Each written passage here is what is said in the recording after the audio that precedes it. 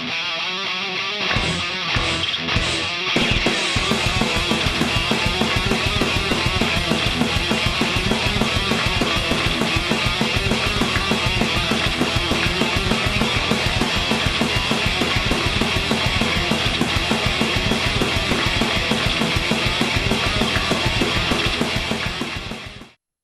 there, and welcome to another video.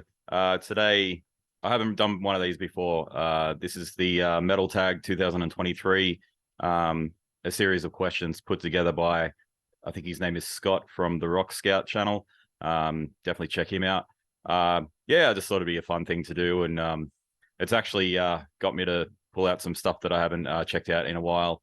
And yeah, like I said, I don't normally do these things, and I sort of steer clear of the end of year lists and all that kind of stuff, simply because I don't usually buy a whole heap of stuff from that corresponding year. I tend to be buying a lot of stuff from, back in the past. So, like this year, I actually attempted to do a video based on my favorite 2022 albums, and I think I came up with 8. So I don't think many people would have a top 8 out there. It's always like top 20s and whatever. So to me, it was pointless. So but this one, I thought the questions were quite interesting. So I thought, yep, I'll give this a crack. So let's get into it. All right. So number 1, false start album, an album you struggled with at first but grew to like. So this one, 2 albums sort of came to mind, but I went with this one. And that's Frost by Enslaved. With that album, I remember reading a lot of stuff about it and glowing reviews, everyone loving it, and went and purchased it, and wouldn't say I hated it, but it was just totally not my thing. I thought it was really chaotic, and Trim's drumming on it really threw me off. I thought it was quite sloppy and just a bit, yeah, I don't know. It wasn't what I was used to at the time in 95 when it came to the Norwegian black metal stuff. It just seemed a bit more, I don't want to say too aggressive for me. Maybe that was the case, but it just seemed a bit too savage for me at the time. Maybe I was wimpy, liking all the ultra keyboardy stuff. But yeah, I'd say coming back to that album, where it really hit me was more when I progressed with Enslaved themselves. Like I'd say around Mardrum, that sort of era. Then I sort of delved right back, and obviously I love Frost now, and it was like a progress. It was sort of like Opeth in a way. I didn't like their early stuff. It's when I sort of delved into like Still Life and Blackwater Park, and then I sort of, there was like a key that opened a door to me understanding a lot of their other stuff. I found Enslaved, like I found their melodies to be quite hard to they weren't very ear friendly at the time, but Enslaved, actually turned out to be one of my favorite bands from that Norwegian scene. So yeah, Frost comes to mind. In the Night Side Eclipse was another one. As sort of lauded as that album is and was back in the day, it took me a year to click with that album. So but the most obvious one to me was Frost by Enslaved. All right, next question. Question 2. I'm just scrolling across to the questions. Album with war theme lyrics. And this one sort of made me realize that I don't have a lot of war themed albums. So yeah, I went with WW by Gehenna. Obvious, it's a war themed album, and my lack of war themed albums made this choice pretty obvious. I don't even own Panzer Division Marduk or anything like that. So yeah, had to go for this one. It's a great album. It's a great black metal album, really dark.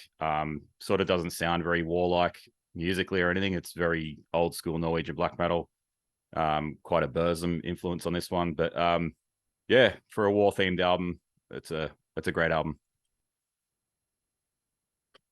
Most influential musician to you of the last 10 years. This was a strange one because I've got a lot of influential musicians from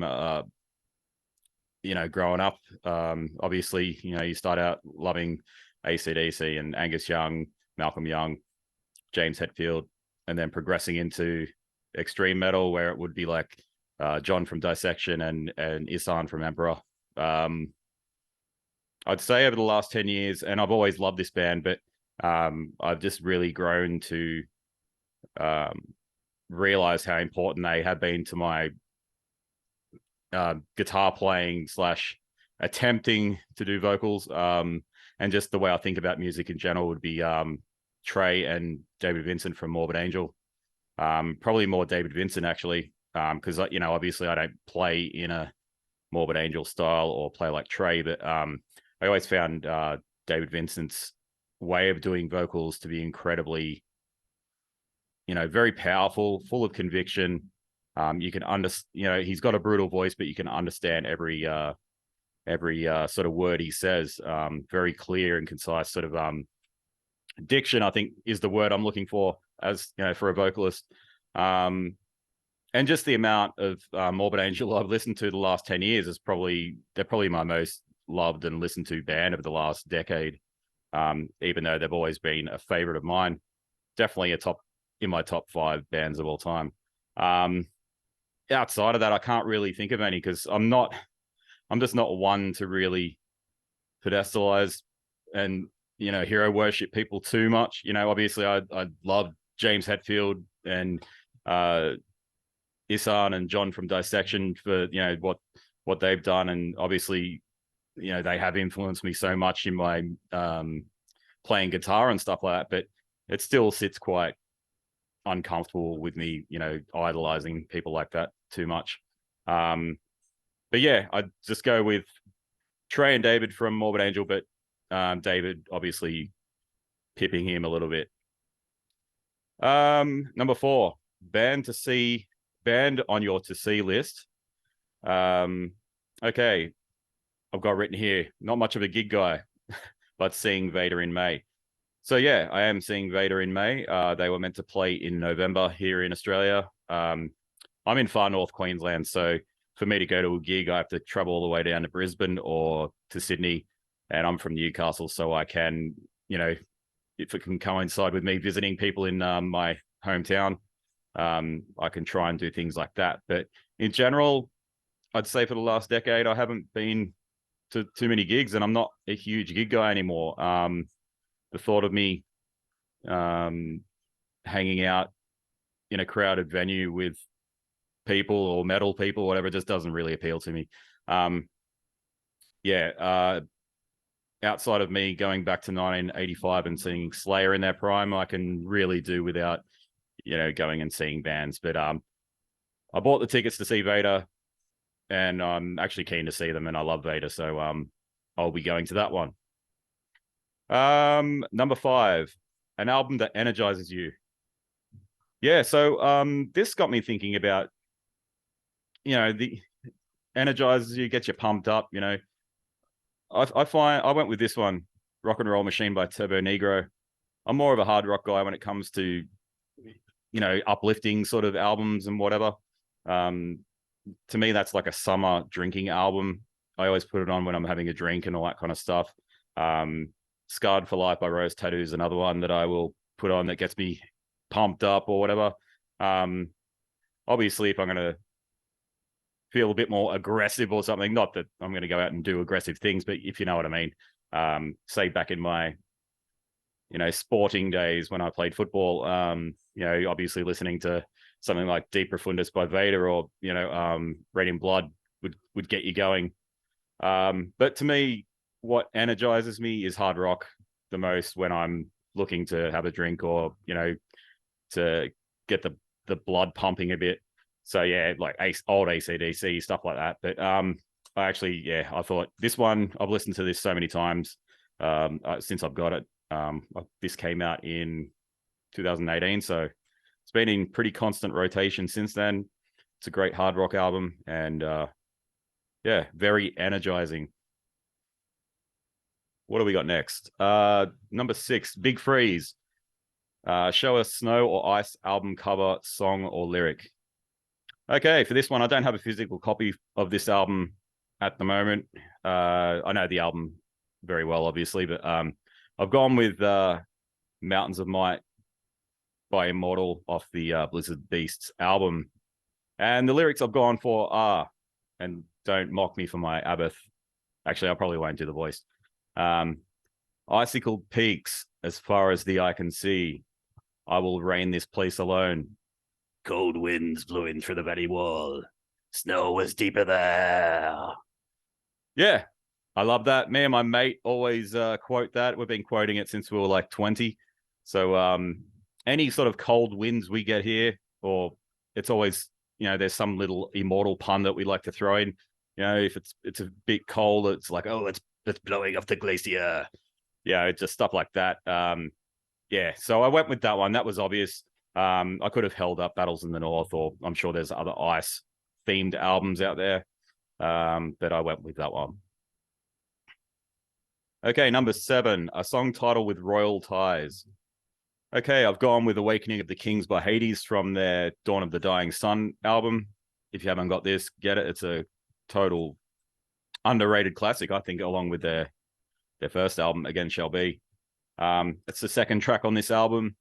Opens with a fantastic distorted bass line, huge Greg Harlan production, really almost chaotic sounding, but just perfect, yeah, for that sort of Greg Harlan sound back then. Yeah, fantastic album. If you haven't heard Hades, definitely check them out. Where are we up to? Number 8, a predominantly green album cover. So I noticed that I didn't have many green album covers. I didn't want to go for something obvious like a Type O Negative album or something like that. I opted for Deep Tracks of Hell by Au Noir. It's their second full length, and probably their most strange album in their discography. They were playing a bit faster and some more off-kilter riffs and stuff, a bit more voivody. Definitely their most extreme album, I'd say. But yeah, ties in well with the green theme, so I chose this one. All right, number 9, an album released in 2021 that you brought and have not listened to this year. Okay, I had to sort of go through my Discogs and work out what I'd bought in 2021, and what sort of popped up was this, and I honestly can't remember the last time I listened to it. I definitely don't think I've listened to it in 2022, so I went with the Tritonus Bell by Hooded Menace. I do like this album and I do like this band, but as anyone who sort of follows my channel or the podcast would know, that I'm not a massive death metal guy. I like what I like when it comes to death metal, and but to say that I have my finger on the pulse of all these ultra underground death metal bands and all that kind of stuff is just I have no idea. But I've been following these guys since their first album, what, Fulfill the Curse. When was that? 2010 maybe. And always stayed up with them, and they're always really solid. They do really good albums, but I think it just more reflects my listening tastes lately, and it just hasn't been in the death metal of this style sort of realm. So yeah, I'm more of a black metal, traditional heavy metal / hard rock guy. Okay, where are we up to? I've lost track. Number 10, best find of 2022, old or new. Now this one blew me away. I've gone with Scarlet Slaughterer by Magnus, an old album. I think it came out originally in 1990. It's their first album, Polish thrash metal band. I think they're the oldest Polish band, along with Vader, that are still, I think they're still going. Just absolutely relentless, raw thrash, really raw on the production side. Obviously, they wouldn't have had fantastic equipment back in the day then in Poland. Very well played though. Good drummer. It's not sloppy. It's got a really Brazilian vibe to it as well. So if you're into Morbid Vision, Zero Sepultura, and Sarcophago and stuff like that, probably not as blasty as some of the Sarcophago sort of sections and material, but probably more in the Morbid Visions range. But totally Maniac style vocals. He's an awesome singer, really aggressive, and yeah, I can't sort of recommend this album enough, and I can't believe that I hadn't even heard of it. So yeah, totally blew me away, this album, Scarlet Slaughter by Magnus. Okay.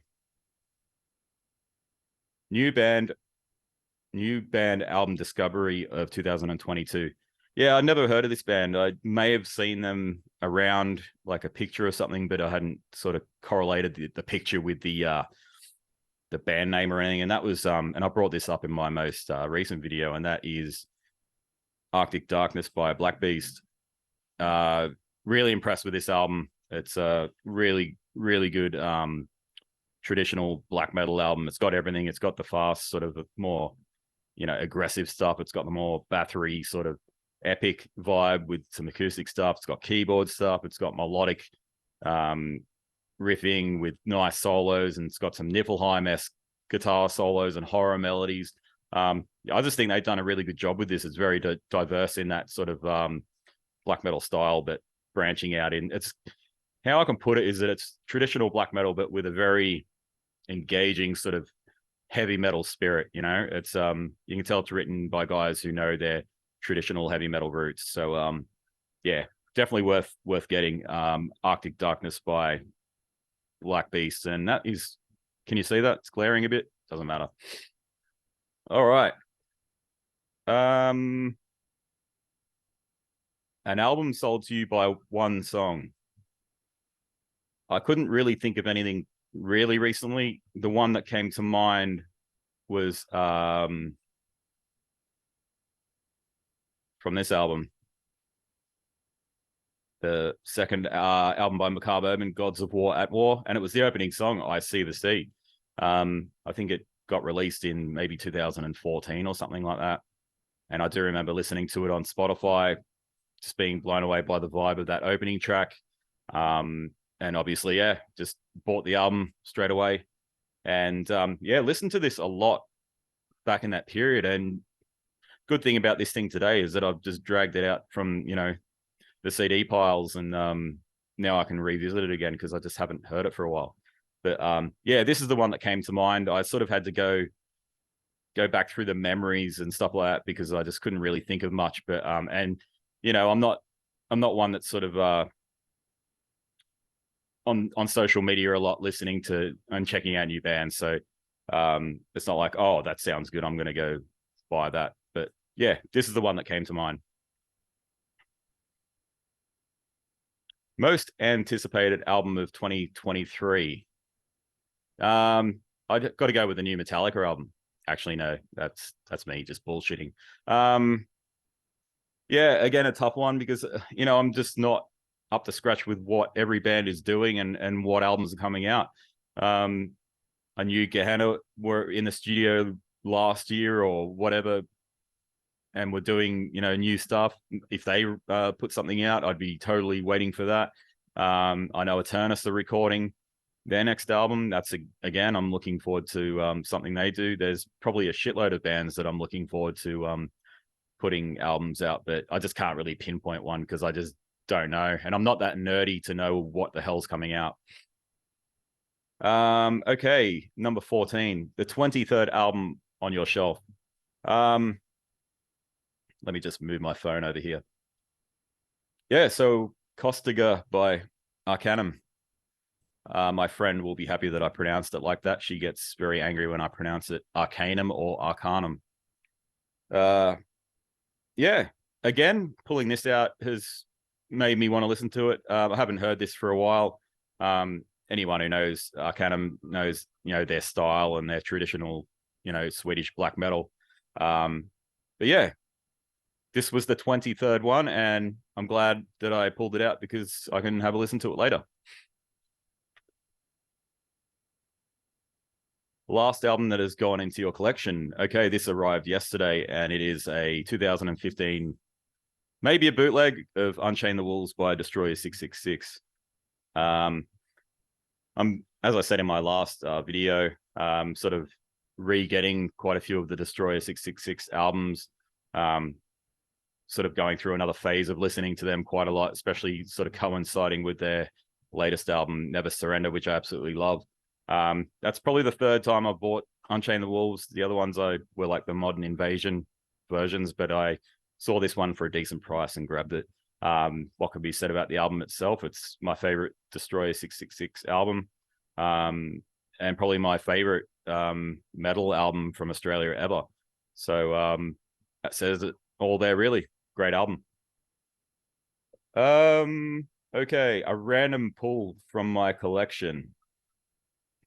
This is what came up. The second album from Swedish black metal band Stilla. Should I try and pronounce it? My Swedish/Norwegian is always terrible. And Sam Hetten's Onda. Yeah. Again, pulling this one out. I haven't listened to it for so long. I went through a phase of probably around 2015, 16, and I was buying a lot of that stuff that was released on Nordvis. You know, the first Stilla album is great. I remember this being really good. I just haven't listened to it for quite a while. The final track I remember being an absolute cracker.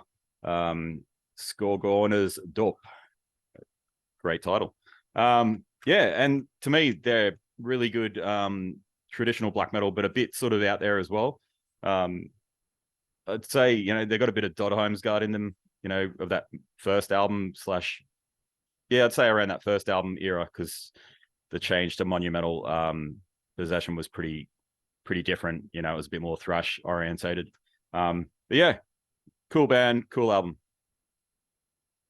All right, what do we got next? We have number 17, a band artist you discovered through social media.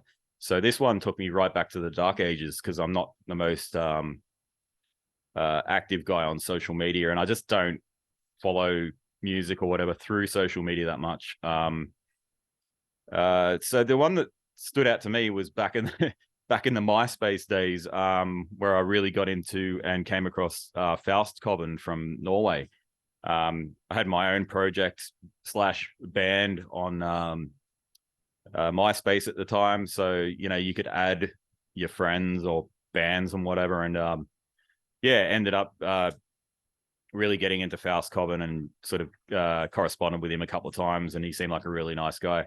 But that's anyone that really comes to mind. I really do remember discovering them through MySpace, along with a shitload of other bands, but Faustkoven came to mind. Where do you see your collection progressing in the next 5 years? Prices of music going up, etc. Based on, say, the last few years regarding my collection, I'd say it's just going to keep going. You know, the thing with me when it comes to my collection is that I had stuff back in the day that, and I would sell a lot of stuff as well, because I was just so broke back then. And then when I moved to the current location where I am now, I left a lot of stuff with family, and that stuff is now just gone, you know, got dumped or whatever. So I had quite a lot of stuff down there, and I basically had to start my collection up here from scratch, and that was starting in, I'd say, late 2013. So it's been like a 10-year period of rebuilding. And you know, I'm not someone who just constantly buys things just because they're released. You know, a lot of it's been rebuying the classics and all that kind of stuff. And you know, I just buy what I want. You know, I'm not addicted to just constantly buying crap. But yeah, I mean, I can just see it. You know, I'm a CD guy as well. I do like vinyls. I've got, you know, quite a few vinyls, but I'm not someone who has to buy everything in that format. And that has a lot to do with price as well, but also just some music to me doesn't cut it on vinyl. You know, I don't want to listen to some crap bedroom black metal band on vinyl and pay $70 for it.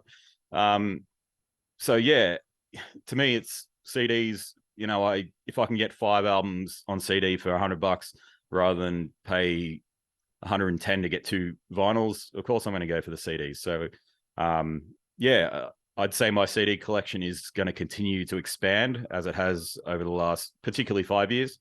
Prices of music, you know, obviously postage is a big issue with that. Postage seems to be the thing that, you know, smashes everyone. You know, it's definitely, you know, everyone's noticed that. I don't think the pricing will affect me too much because I'm just not so obsessed with vinyl all the time. If anything, if I can get myself a decent cassette player, I might even go back to, buying some cassettes. I've got quite a few cassettes, but nothing to play them on at the moment. But yeah, I'd say just going off my past purchasing and behavior or whatever, it's going to be me buying CDs with the occasional buying of vinyls of albums that I really love and think are good on that format. A new release. Sorry, I'll go over to the number so we know where we're at. Number 19. A new release you didn't buy this year based on price alone. Well, these weren't new releases, they were reissues, but the price, particularly here in Australia, was ridiculous. And that was pretty sure it was the reissues of the first two, definitely the first Fear Factory album, but the manufacturer on vinyl when it came out, which was a 3 vinyl edition, same as Soul and New Machine. They were looking at about $130, $135 for, one album with all these extra, things on the third vinyl. I'm just, there's no way I'm paying $135 for a record. It's just insane. It's music, it's not some artifact, it's music. Yeah, so I'd say I can't really pick, like, say, a band released an album this year, a new band, and their album was too expensive. That what came to mind were those 2 Fear Factory albums that were reissued. Pretty sure it was 2022. Maybe the manufacturer was 2021, but just being blown away by that initial, the price of $130. I was just like, no, not happening.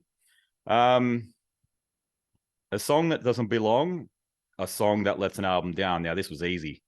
Me and my best mate down in my hometown both agree on this one, and that is God's Old Snake by Primordial from the Redemption at the Puritan's Hand album.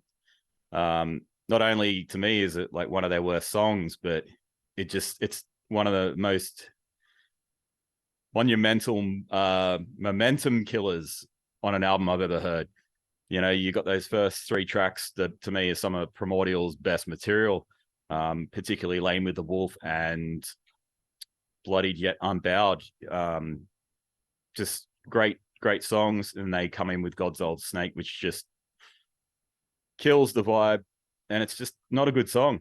To go from those first 3 great songs to God's Old Snake, no. And the album to me doesn't recover after that. And to me, it's an album that sort of, when I discuss it with, my friend, for instance, it's always like, the first 3 songs are some of their best material, but then it never recovers. There's a few good songs after that, but it never gets back that momentum. So it's a momentum killer. God's Old Snake from Redemption at the Puritan's Hand. It's also strange as well because Alan's voice on the previous song is some of his best singing, and then he's really, really weak on God's Old Snake. So yeah, it's, to me anyway, maybe it's someone's favorite song out there and they're going to get really angry, but to me, I hate that song. All right, so that is it. The 20 questions of the Metal Tag 2023. If I've been looking this way, it's because I'm reading as well. So if it's been looking strange out there, that's the reason.